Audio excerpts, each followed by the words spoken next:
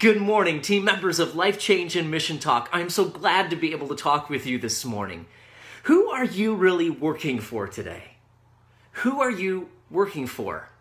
When I was 9 years old, I had the opportunity to go up north, we called it, up north to mid-Michigan to work on a farm. Pick potatoes, hoe the garden, drive on the tractor. And I was taught and mentored by a farmer named Mr. Deppner those 3 weeks. At 9 years old, it seemed incredibly exciting to be able to go out into the wide open spaces. I was growing up in a city, urban neighborhood where houses were just stacked one on top of the other. And so my parents were thrilled that I'd be able to get out and work hard out in farmland. Mr. Deppner was a great boss, a great supervisor. He taught me how to work, and he loved Jesus. And so he wanted to glorify God through all his work. Most of my bosses, not all, but most of my bosses have been good Christian men and women who wanted to glorify God through all their work. But what happens when you have a difficult boss you are working for? What happens when they don't seem to understand the pressure you're under, or they're not really good at teaching you to get the job done? Or maybe a coworker is being difficult and obstinate, and there's conflict on the team. Or maybe you're feeling pressure at home. You got kids running around. You're not able to accomplish everything.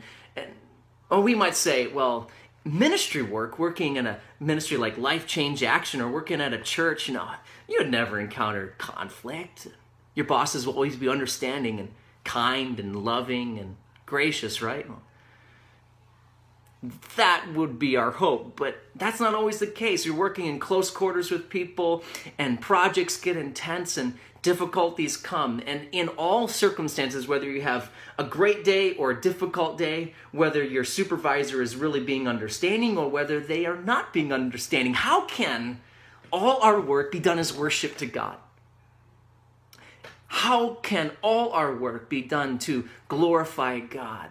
Can all our work be worship, even when it might be difficult or when our supervisor isn't understanding? It all comes down to who we're working for, who you're working for today. So in Ephesians chapter 6 and Colossians chapter 3, we find these key instructions about how those transformed and given new life through the gospel of Jesus are to work. How they work bears on who they're working for. So look with me in Ephesians chapter 6, verses 5 and following. If you have your copy of God's word, take a look with me. It says this: slaves, or another way to translate that would be servants, be obedient to those who are your masters according to the flesh. That means your supervisors, your boss, who's a human being, with fear and trembling, in the sincerity of your heart, as to Christ. You might want to underline that, as to Christ. Not by way of eye service as men pleasers, but as slaves of Christ, doing the will of God from the heart. With good will render service as to the Lord. There it is again, you might want to underline that. And not to men, knowing that whatever good thing each one does, this he will receive back from the Lord, whether slave or free. Now, verse 9 is a revolutionary verse because back in the first century in Greco-Roman culture, slavery was the norm. But slavery, another human being owning another human being, is contrary to the gospel. So look at verse 9. Then Paul writes to those who had slaves, and masters, do the same things to them. Whoa! And give up threatening, knowing that both their master and yours, who's the same one, is in heaven, and there is no partiality with him. There's no bias with God. There's no subjectivity with God. God looks at everything objectively. He knows the truth about every person's heart. And so for those who are supervisors, we can, by principle, apply that today to the workplace, to ministry settings, to churches, to bosses, and to employees, to employers, and to employees. Your supervisor, your ultimate master, is not yourself and is not a human boss. His name is Jesus. Our work, all our work, can be done as worship to God when Christ is in view as the master over all our work. You see, who you are working for really changes how you work.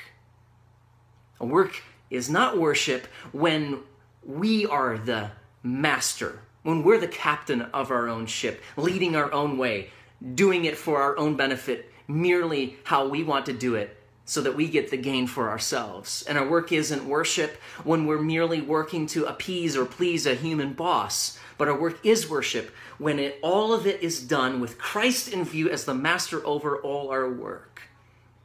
When I was 13, 14 years old, I worked at a hunt club where we butchered ducks and pheasants by the dozens every weekend. And the foreman we had in this butcher shop was crass, he was profane, he was rude, he was extremely hard to work for.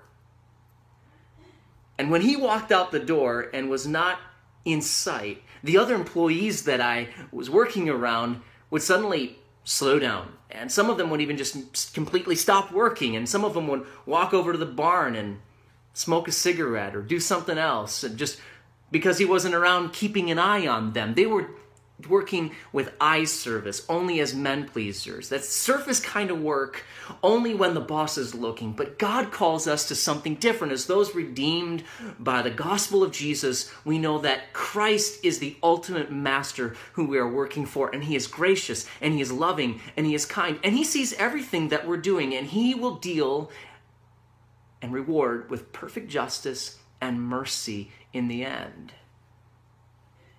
So who we're working for really changes how we work. So when that foreman wasn't around, or when he is around, we're to be working to the glory of Christ.